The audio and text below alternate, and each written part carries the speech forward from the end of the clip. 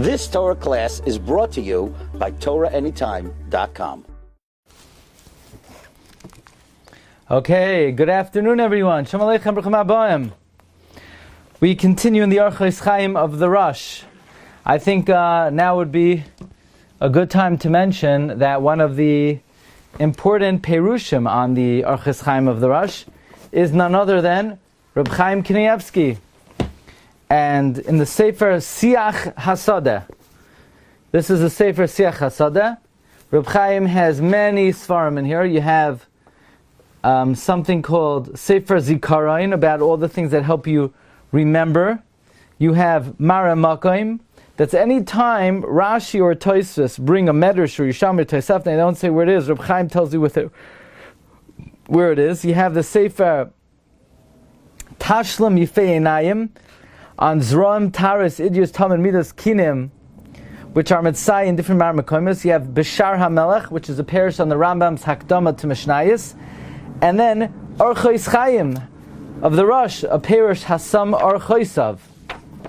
By the way, then in Siach Hasadeh Beis, you have a Sefer Yishuv Hadas, which are answers to all of the Marsha's questions. Pas Shegen Aksav, which is a Sefer on tattoos. You have a Sefer Karnei Chagovim on eating locust, and there's another Sefer there as well. Okay, we continue in Ois Pei Aleph of the Orchos Chaim of the Rosh. Al tabid lemishu katan mimcha ba'avodah v'yira. Do not look at someone who is less than you in the service of Hashem and in fear of God. Kiyim legado mimcha. Only to someone who's greater than you. Now, this is a contrast to Ois Nun Tes. You take a look back at Ois Nun Tes, the Orchos Chaim says in Ois Nun Tes, Al tosam einecha lemisha lo'isha yosef mimcha. Don't look at someone who has more money than you. So there the Rosh is saying, don't look at someone who has more than you materially.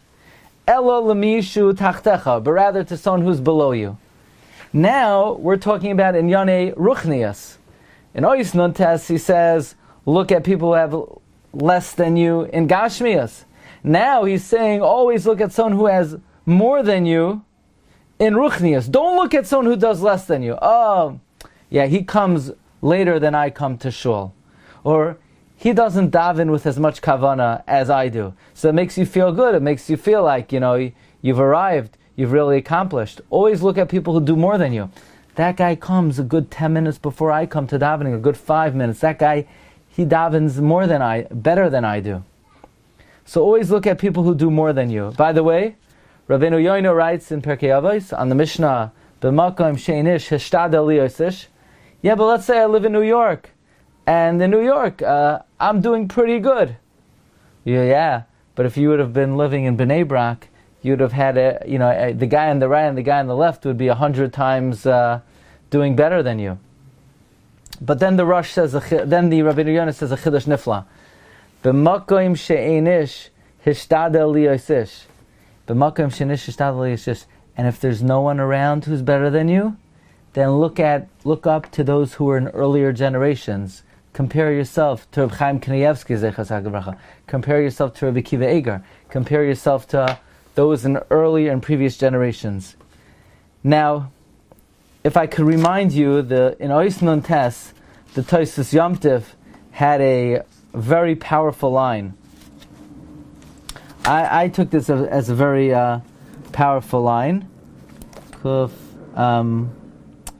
where the Tosfos Yom Tov said, this is quoted by Rav Goldberg in Ois Kuf Samach Zayin, that the Tosfos Yom Tov teaches, Al tistakel b'anoshim shes asher yosem mincha. Don't look at people who are wealthier than you. Lehepach, just the opposite. Habir aleilu she'aniyim mincha. Look at those who are poorer than you. Uvechein lo tikanei ba'af echad. Therefore, this way you won't be jealous of anybody. V'tehei merutzav ashir shalcha. You'll be happy with your money. V'tuchal lenahel es chayecha. And you could guide your life, v'lichyo es chayim shel yir shamayim, and you could live a life of fear of sin, v'chayim Yehudiyim, and you could live a Jewish life, meaning the midah of the Jewish people throughout the generations, The derech of Avoseinu is never to look at anybody else's material possessions. Always look at those who have less than you. That's not just something that's al pi musar. This is the traditional Jewish way of life. Now, the ideas that the Rosh mentions here is look at people who serve Hashem more than you or have more fear of sin. Because these are both things that are within a person's capacity. A person could be more moiser nefesh, to do more avodah.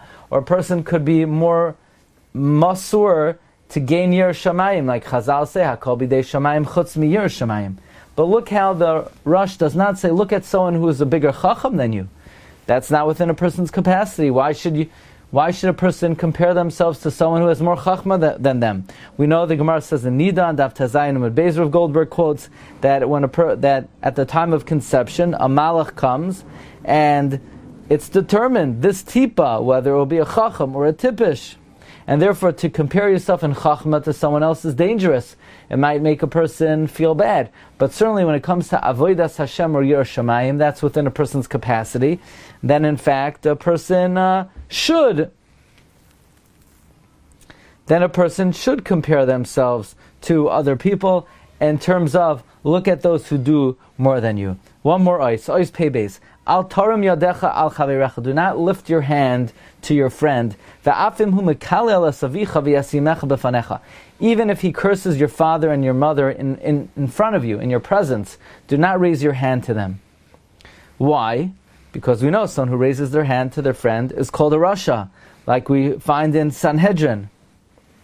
Rav Goldberg quotes the Gemara in Sanhedrin on Daf Nun Ches mentions that there's a lav to raise your hand to your friend, and the lav is not lifted, even in a situation where somebody is being mavaza, your father and mother. Reb Chaim Kanievsky, Zechatzak Levracha, in his Hasamar Chaisav, he quotes the Sefer Chasidim, that even if somebody badmouths your father and mother in an improper way, do not respond inappropriately, but be hakeyas shinav. Hakeyas shinav means answer them back in a way, silence them. Say, you're not saying the truth, and then drop it. Rabbi Tzal Zolti in Makar Chaim, he quotes Rabbeinu Yoina, that if you hear somebody speaking about your father and mother, shaloi kahoigen, blunt their teeth, say you're speaking falsehood, but you can't hit them. Now, says Rav Goldberg, not only are you allowed to answer them back, but you're obligated to. And don't say, well, I should be mehaneh lavim ve'inam ovim. No, that's when they're insulting you, not if they're insulting your parents. Reb Chaim Kanievsky, the Choran Levracha in Hasamar Chosav, he writes that even though in Baba Kama Daf Chav Ches it's brought to be mafresh me isura, you could hit someone even without bezdin, that's before the isser is done to stop them from doing the isser. But here they already insulted your parent. Says Rabbi Tzal Zolti, if by hitting them you'll prevent them from doing it again, then perhaps it would be permitted to hit them under those circumstances.